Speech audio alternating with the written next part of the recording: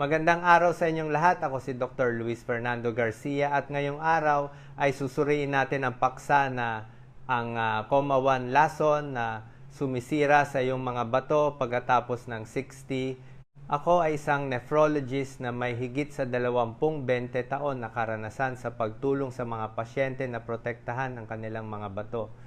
Ngayon, meron akong ibabahagi sa inyo na hindi karaniwang sinasabi ng karamihan sa mga doktor sa isang 15 minutong konsultasyon. Ito ay isang bagay na kung ikaw ay mahigit sa 60 taong gulang ay maaaring nangyayari na sa loob ng iyong katawan nang walang anumang nararamdaman, walang sakit, walang malinaw na senyales, at walang anumang babala. At kapag lumitaw ang senyales, madalas ay huli na upang baliktarin ang pinsala.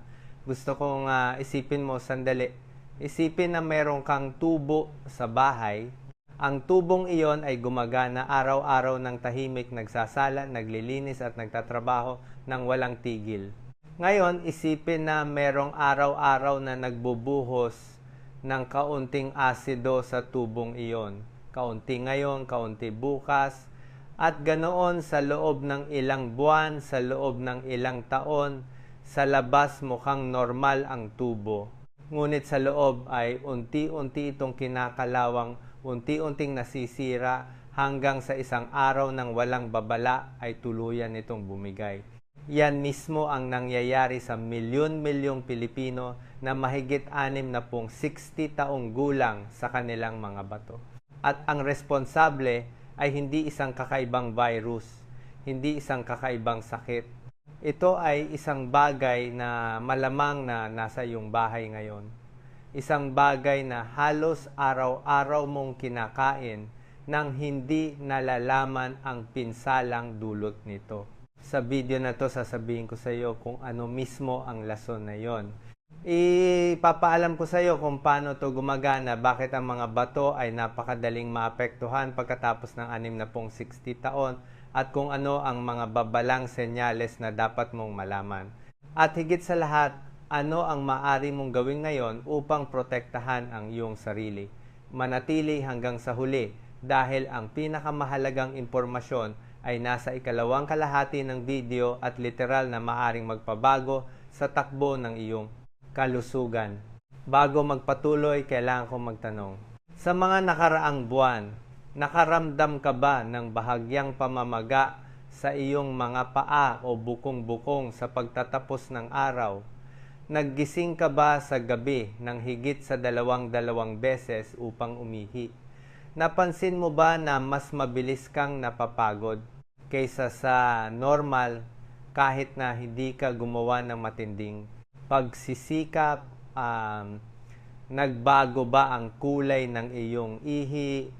Meron ba itong bula o may iba itong amoy kaysa sa karaniwan?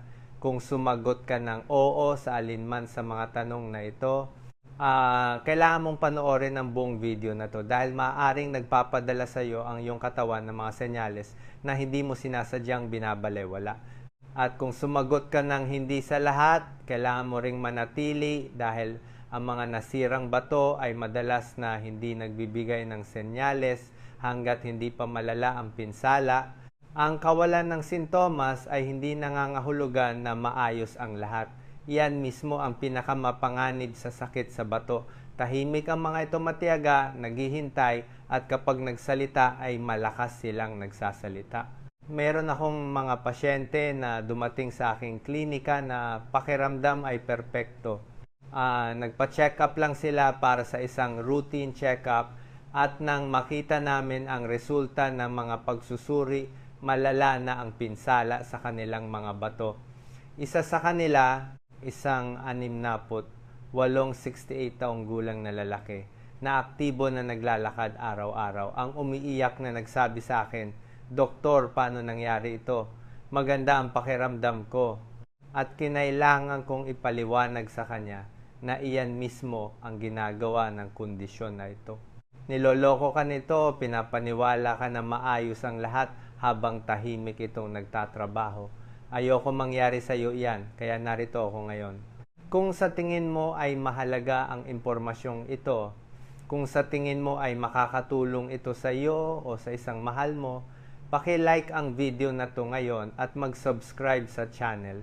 Bawat like ay nakakatulong sa akin na maipaabot ang mensaheng ito sa mas maraming tao na nangangailangan, at ang subscription ay libre ngunit malaki ang halaga nito para sa iyong kalusugan. I-activate din ang notification bell upang hindi mo mapalampas ang anumang video.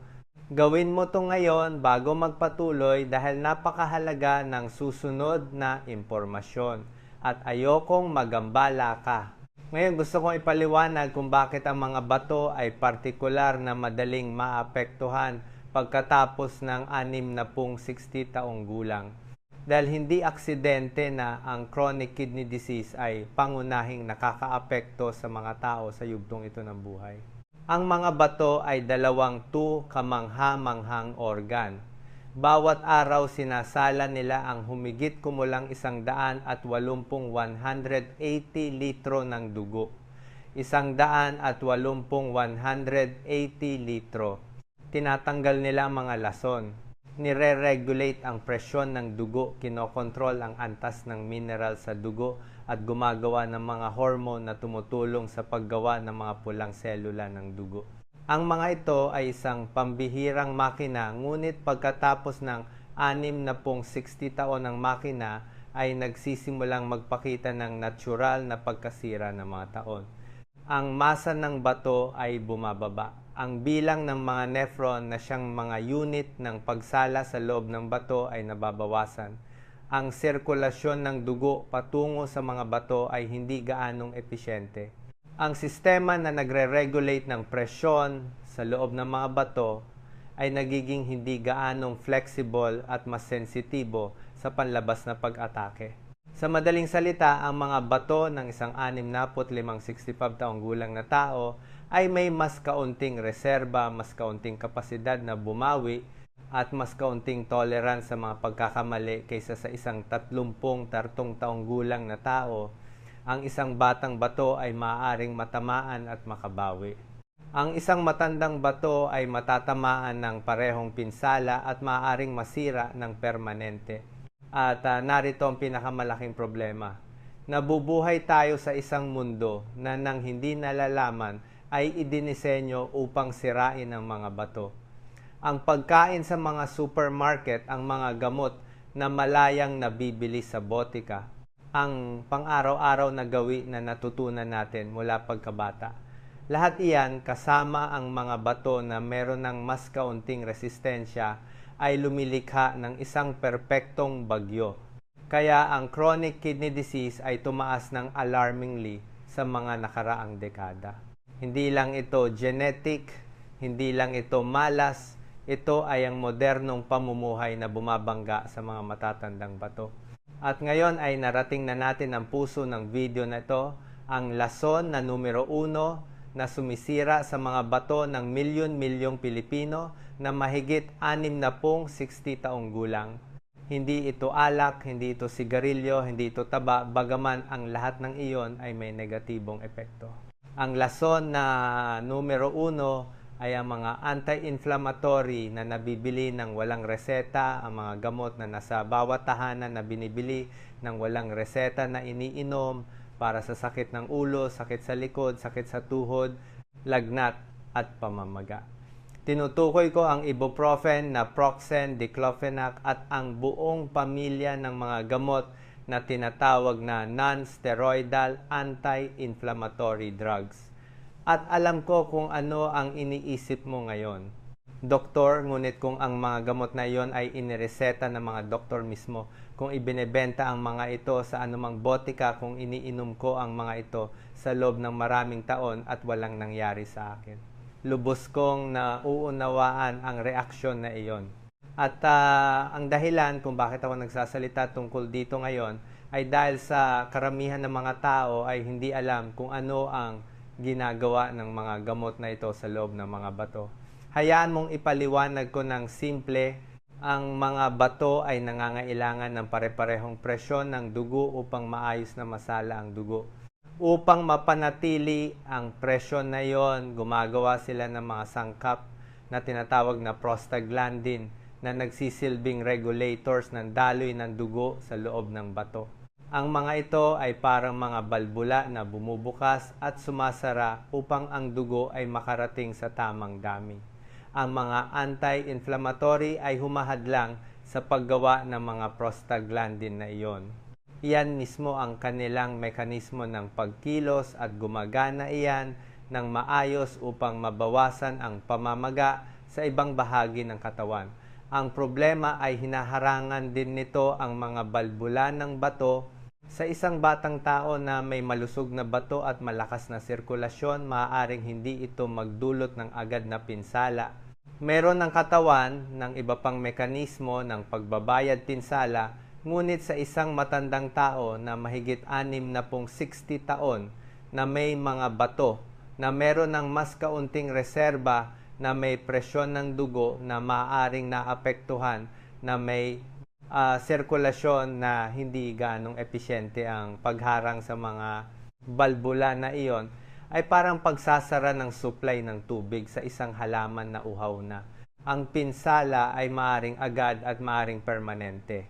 At ang pinaka nakakatakot ay maraming tao ang umiinom ng mga gamot na to araw-araw para sa talamak na sakit sa tuhod, para sa arthritis, para sa likod, nang hindi nalalaman na bawat tableta ay nagdudulot ng isang tahimik na microinfarction sa kanilang mga bato.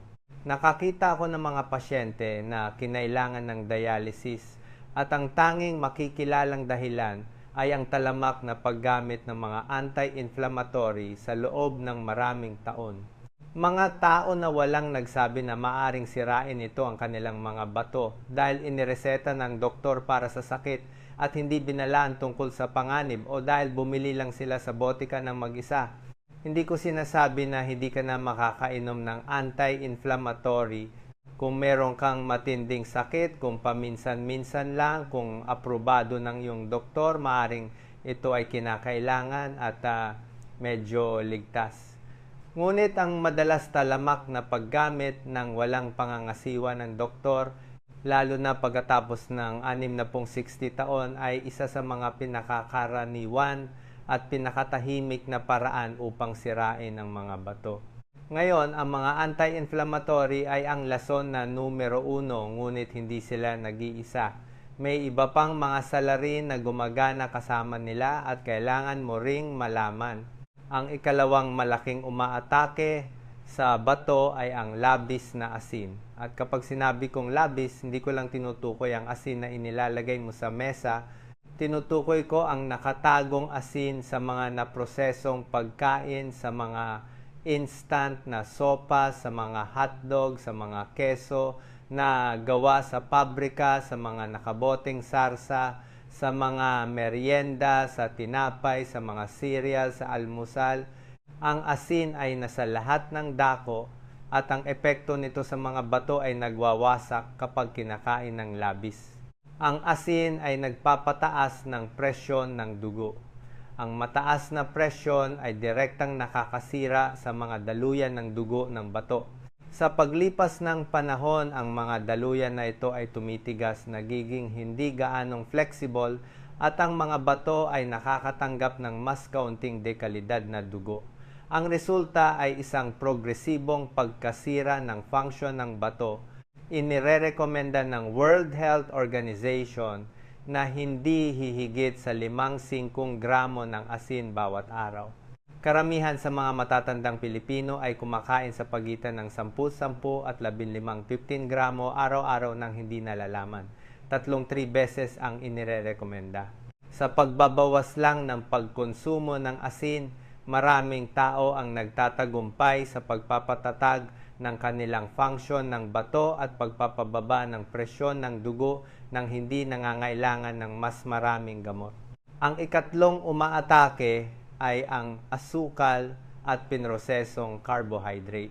Ang diabetes ang numero 1 na sanhi ng chronic kidney disease sa mundo at ang type 2 diabetes na siyang pinakakaraniwan ay pangunahing nabubuo dahil sa labis na pagkonsumo ng asukal, puting harina, matatamis na inumin at ultra-processed foods.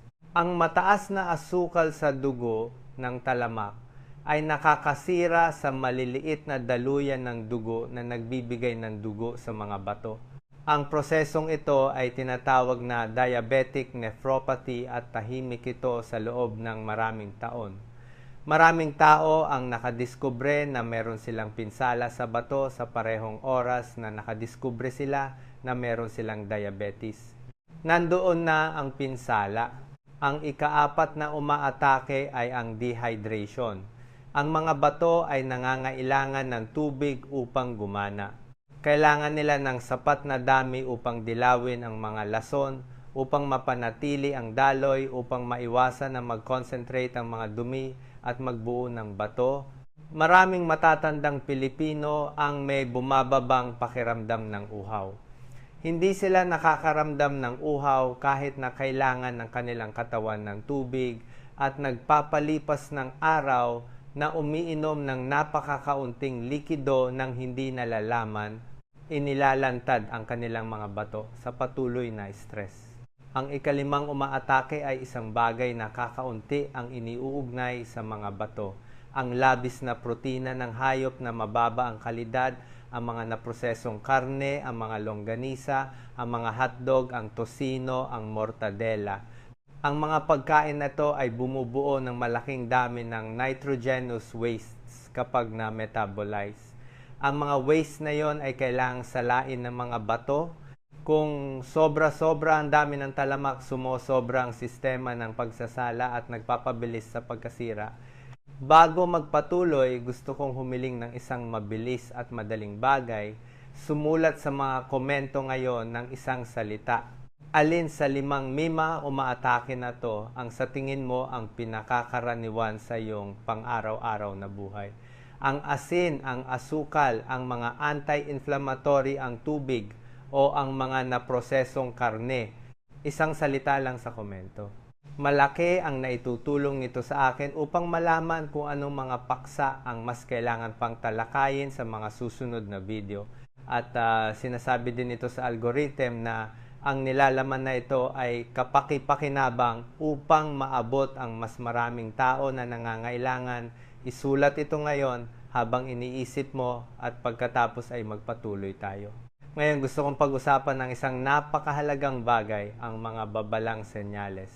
Dahil bagaman sinabi ko kanina na ang mga nasirang bato ay madalas na hindi nagbibigay ng senyales, may mga oras na nagsasalita ang katawan at kung marunong kang makinig, maaari kang kumilos sa tamang oras. Ang unang senyales ay ang pamamaga. Kapag ang mga bato ay hindi makapag-alis ng maayos ng labis na likido sa katawan, ang likidong iyon ay naiipon sa mga tissue, ang mga namamaga na paa, ang mga namamaga na bukong-bukong, ang mga kamay na mabigat ang pakiramdam, paggising ang mga namamaga na talukap ng mata sa umaga. Maraming tao ang iniuugnay ito sa init-pagod sa pagtayo ng matagal at minsan tama sila. Ngunit kapag ang pamamaga ay madalas progresibo o lumalabas sa mga lugar na dati ay hindi nangyayari oras na upang magpa-check up. Ang ikalawang senyales ay ang pagbabago sa ihi. Ang mabula na ihi ay isa sa mga pinakamahalagang senyales ng pinsala sa bato. Ang bula na hindi mabilis nawawala ay nagpapahiwatig na may protina sa ihi na nangangahulugang hindi maayos ang pagsasala ng mga bato. Dapat ding bigyan ng pansin ang madilim, mamula-mula o kulay tsaa na ihi na maaring magpahiwatig ng dugo at ang napakaputla na ihi halos parang tubig na sinamahan ng labis na pagkauhaw. Anumang pagbabago sa kulay, dami, amoy o dalas ay nangangailangan ng pansin. Ang ikatlong senyales ay ang hindi maipaliwanag na pagkapagod. Ang mga bato ay gumagawa ng isang hormone na tinatawag na erythropoietin na nagsasabi sa katawan na gumawa ng mga pulang selula ng dugo. Kapag ang mga bato ay nasira, mas kaunti ang ginagawa nilang hormone na yon.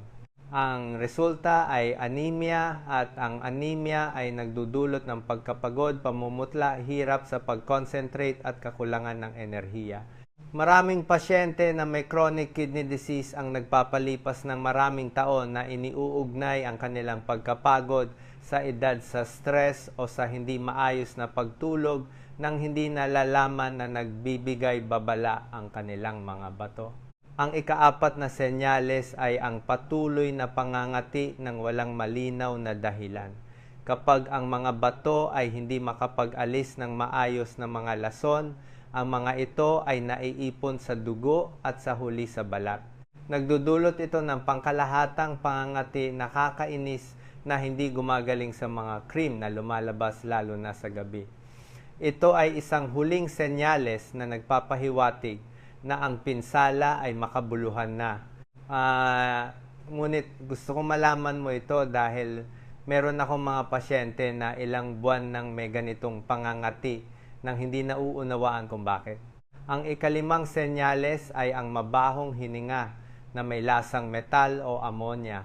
Ang mga lason na naiipon sa dugo ay inilalabas din sa pamamagitan ng paghinga. Ang hininga na may lasang metal o ammonia ay maaaring senyales na hindi na maayos na inilalabas ng mga bato ang mga dumi mula sa metabolismo ng protina. Ang ika-6 na senyales ay ang presyon ng dugo na mahirap kontrolin. Ang mga bato at ang presyon ng dugo ay malalim na nauugnay. Kapag ang mga bato ay nasira, tumataas ang presyon. At kapag tumataas ang presyon, mas nasisira ang mga bato. Ito ay isang vicious cycle. Kung umiinom ka ng gamot para sa presyon at biglang hindi na ito gumagana ng maayos tulad ng dati, kung kailangan mo ng mas mataas na dosis, kung ang presyon ay nananatiling mataas sa kabila ng paggamot, maaaring ito ay nagpapahiwatig ng pagkasira ng function ng bato. Narating na natin ngayon ang bahagi na pinakamahalaga sa akin sa video na ito. Ang maaari mong gawin ngayon upang protektahan ang iyong mga bato. Dahil ayoko na umalis ka rito na may takot, gusto kong umalis ka na may plano. Ang una at pinakamahalaga ay suriin ang lahat ng gamot na kasalukuyan mong iniinom, lalo na ang mga nabibili ng walang reseta. Kung umiinom ka ng anti-inflammatory, ng regular para sa anumang talamak na sakit, kailangan mo makipag-usap sa iyong doktor tungkol sa mas ligtas na alternatibo para sa mga bato. Merong mga option. Ang paracetamol halimbawa ay mas kaunting agresibo sa mga bato sa angkop na dosis. Meron ding mga physical therapy, natural na option at mga pagsasaayos ng postura na makakatulong sa talamak na sakit nang hindi sinisira ang function ng bato. Hindi ko sinasabi na itigil mo ang pag-inom ng iyong mga gamot ng biglaan. Sinasabi ko na magkaroon ka ng isang impormasyong pag-uusap sa iyong doktor na sabihin mo sa kanya, Doktor, nag-aalala ako sa epekto ng mga gamot na ito sa aking mga bato. Meron bang mga alternatibo? Ang pag-uusap na yon ay maaaring magpabago ng lahat. Ang pangalawa ay agad at tiyak na bawasan ang asin. Ngayong linggo, kapag pumunta ka sa supermarket, basahin ang mga etiketa, hanapin ang sodium sa mga produkto na karaniwan mong binibili. Magugulat ka sa dami na naroroon sa mga produkto na tila inosente. Magsimulang pumili ng mga bersyon na may mababang sodium. Tigilan ang pagdaragdag ng asin sa mesa. Gumamit ng mga halaman at pampalasa upang magbigay ng lasa. Ang bawang, oregano, lemon, turmeric at luya ay kamangha-manghang mga kaalyado sa kusina at hindi nakakasira sa mga bato. Sa pagbabago lang na ito, maraming tao ang nakakaramdam ng pagkakaiba sa loob ng ilang linggo. Ang pangatlo ay uminom ng sapat na tubig. At dito kailangan ko maging tiyak dahil maraming tao ang nagtatanong gaano karaming tubig ang iinumin. Ang sagot ay depende sa iyong taas timbang pisikal na aktibidad at kung meron kang anumang kondisyon tulad ng pagpalya ng puso o meron ka ng advanced na sakit sa bato. Ngunit bilang pangkalahatang gabay para sa isang matandang Pilipino na mahigit 60 taong gulang na walang mga espesyal na kondisyon na ito. sa pagitan ng 1.5, 1.5 at 2 litro ng tubig bawat araw. Hindi naghihintay na mauhaw umiinom ng pantay-pantay sa buong araw. Ang isang praktikal na paraan ay maglagay ng 1.5 1.5 litro na bote sa mesa sa umaga at siguraduhin na ito ay walang laman bago matulog. Ang ika-4 ay suriin ang asukal. Kung hindi mo alam kung ano ang antas ng iyong glucose ngayon, magpa-test ka ngayong linggo. Ang fasting glucose at glycated hemoglobin ay dalawang pangunahing pagsusuri na marami ang sinasabi kung maayos bang pinangangasiwaan ng iyong katawan ang asukal. Kung meron ka ng diabetes, tiyakin na ito ay mahusay na kontrolado. Ang pagkontrol sa glucose ay literal na ang pagkakaiba sa pagitan ng pagpapanatili ng iyong mga bato at pagkawala ng mga ito. Ang ika-5 ay mag-ehersisyo ng katamtaman at regular. Pinapabuti ng ehersisyo ang sirkulasyon, nakakatulong na kontrolin ang presyon ng dugo, pinapabuti ang sensitivity ng insulin at binabawasan ang systemic inflammation. Hindi mo kailangan pumunta sa gym. Ang paglalakad ng 30 minuto bawat araw, 5 araw sa isang linggo ay may napatunayang protective effect sa function ng bato. Ang ika-6 ay matulog ng maayos.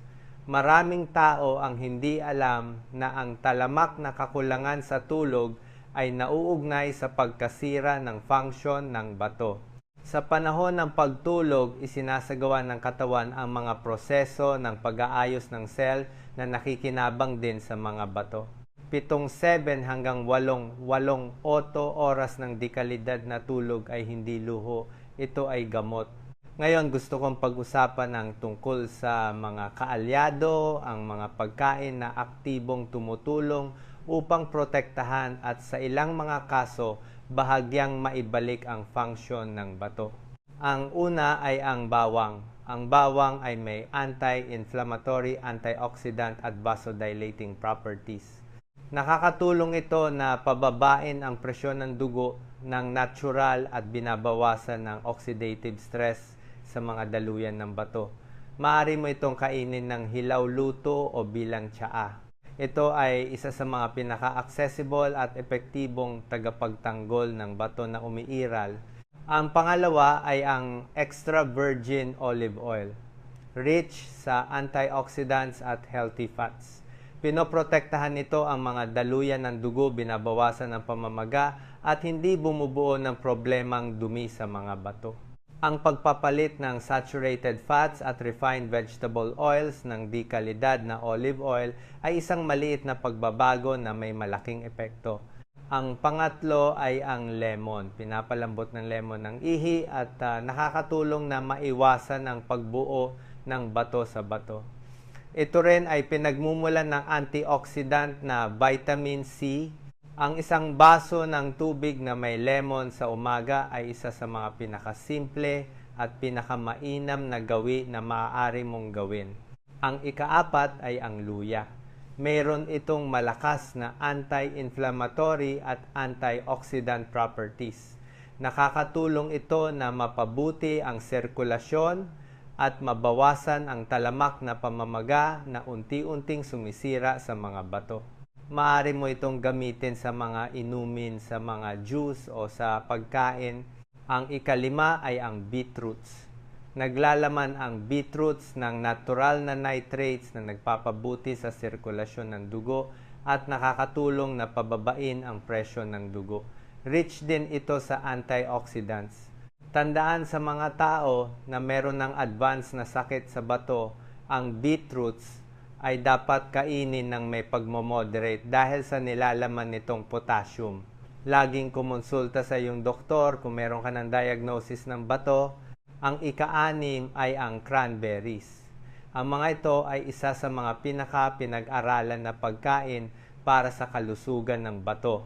Meron silang antioxidants na nagpoprotekta sa tissue ng bato mula sa oxidative damage, anti-inflammatory properties at nakakatulong din na maiwasan ng mga urinary tract infection na kung hindi gamutin ng maayos ay maaaring makasira sa mga bato. Ang ikapito ay ang repolyo, mababa sa potassium at phosphorus, mayaman sa vitamina at fiber. Ang repolyo ay isa sa mga pinaka-inirekomenda na gulay para sa mga taong gustong protektahan ang kanilang mga bato. Ito ay mura, accessible, versatile sa pagluluto, at ang mga glucosinolates nito ay may protective properties para sa tissue ng bato. Ngayon, kailangan kong pag-usapan ng isang bagay na ipinagpapaliban ng maraming tao at maaaring maging pagkakaiba sa pagitan ng pagtuklas ng problema sa tamang oras o pagdating ng huli na. Ang mga pagsusuri sa kontrol ng bato ay simple, mura at ganap na kinakailangan pagkatapos ng 60 taong gulang. Ang una ay ang pagsusuri sa dugo na may creatinine at pagtatansya ng glomerular filtration rate. Ang pagsusuring ito ay direktang sumusukat kung gaano kahusay ang pagsasala ng iyong mga bato. Ang resulta ay ipinapahayag sa isang numero na mula 00 hanggang 100 at 20, 120. Kung mas mataas ang numero, mas mahusay ang function ng bato. Ang resulta na mas mababa sa 60 sa loob ng higit sa tatlong buwan ay nagpapahiwatig ng chronic kidney disease at nangangailangan ng espesyal na pagsubaybay. Ang pangalawa ay ang pagsusuri sa ihi na may albumin-creatinine ratio. Ang pagsusuring ito ay nakakakita kung may protina sa ihi na isa sa mga unang senyales ng pinsala sa bato bago pa bumaba ang filtration. Ito ay isang napaka-sensitive at napakahalagang pagsusuri. Ang pangatlo ay ang pagsukat ng presyon ng dugo sa bawat pagbisita sa doktor. Tandaan, ang mataas na presyon ay nakakasira sa mga bato at ang nasirang bato ay nagpapataas ng presyon. Ang regular na pagsubaybay sa presyon ay bahagi ng pangangalaga sa bato. Gaano kadalas mo dapat gawin ang mga kontrol na ito? Kung ikaw ay mahigit 60 taong gulang at walang alam na risk factor 1 beses sa isang taon, kung meron kang diabetes, hypertension o family history ng sakit sa bato bawat 6 na buwan, kung meron ka ng diagnosis ng anumang antas ng sakit sa bato ayon sa mga tagubilin ng iyong nephrologist na maaring bawat 3, 3 o 4 na buwan, huwag maghintay na magkaroon ng sintomas. Huwag maghintay na masama ang pakiramdam mo. Ang mga routine test ang tanging paraan upang matukoy ang problema habang meron pang panahon upang kumilos ng epektibo. At kung ang iyong family doctor ay hindi regular na humihiling ng mga pagsusuring, ito meron kang karapatan na humiling sa kanila. Maaari mong sabihin sa kanya na eksakto ito. Doktor, ako ay mahigit 60 taong gulang at gusto ko magpa-check up sa function ng bato. Kailangan ko ng serum creatinine, glomerular filtration rate at albumin creatinine ratio sa ihi. Sa 3 technical na salita na natutunan mo, mauunawaan ng anumang doktor kung ano mismo ang kailangan mo. Bago tapusin, gusto ko mag-summarize tayo dahil ang impormasyon ay mahalaga lamang kapag natatandaan at ginagamit. Ngayon ay natutunan mo na pagkatapos ng 60 taong gulang ang mga bato ay may mas kaunting reserba at mas kaunting kapasidad na bumawi. Na ang lason na numero 1 na tahimik na sumisira sa kanila ay ang mga anti-inflammatory na nabibili ng walang reseta na ginagamit ng talamak. Na ang labis na asin, asukal, dehydration at na prosesong karne ay mahalaga ring agresor. Na ang mga sintomas tulad ng pamamaga, mabula, naihi, pagkapagod, pangangati, mabahong hininga na may lasang metal at presyon na mahirap kontrolin ay mga senyales na ginagamit ng katawan upang humingi ng tulong. At na ang bawang, lemon, olive oil, cranberries, luya, beetroot at repolyo ay ang iyong natural na kaalyado. Ngunit higit sa lahat, natutunan mo na may mga konkretong aksyon na maaari mong gawin ngayon. Suriin ang iyong mga gamot. Bawasan ang asin, uminom ng sapat na tubig, kontrolin ang asukal, gumalaw, ng mas madalas matulog, ng mas maayos at magpa-check up sa bato ng hindi bababa sa 1 beses sa isang taon. Ang mga bato ay hindi isang luho na organ, sila ay mahalaga sa iyong buhay. Kung wala sila, walang kadalisayan sa dugo, walang balanse sa katawan, walang malayang buhay.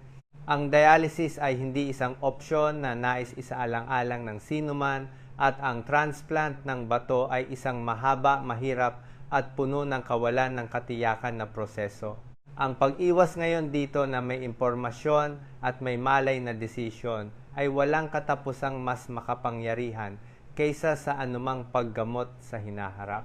Ikaw ay mahigit 60 taong gulang. Hindi iyan isang hatol, ito ay isang pagkakataon upang piliin kung paano mo mabubuhay ang susunod na 20, 30 taon na may kalusugan, may enerhiya, na may mga bato na gumagana ng maayos dahil inalagaan mo sila habang meron ka pang panahon. Mahigit 20 taon na ako nakaupo sa kabilang bahagi ng lamesa at tinitignan ng mga tao na dumating ng huli na. At bawat beses na ginagawa ko iyon, nagtataka ako kung ano ang magbabago kung may nagsabi sa kanila nito noon. Kung meron silang access sa impormasyong ito habang mahalaga pa to. Meron ka ng impormasyong yon ngayon. Gamitin mo to. Kung nakatulong sa iyo ang video na to, kung may natutunan ka na hindi mo alam, kung sa tingin mo ay makakatulong to sa isang mahal mo, sa iyong asawa, sa iyong kapatid, sa iyong kaibigan, sa iyong ina o ama, paki-share ito ngayon. Ang isang click sa share ay maaring magligtas ng mga bato ng isang tao. Hindi ito pagmamalabis. Yan mismo ang maaring mangyari. I-like kung hindi mo pa nagawa, mag-subscribe kung hindi mo pa nagawa. At isulat sa mga komento kung anong impormasyon sa video na itong pinakagulat sa iyo. Anong pagbabago ang una mong gagawin? Ako si Dr. Luis Fernando Garcia. Ingatan ang iyong mga bato ngayon upang mabuhay ng mas mahusay bukas. Magkita-kita tayo sa susunod na video.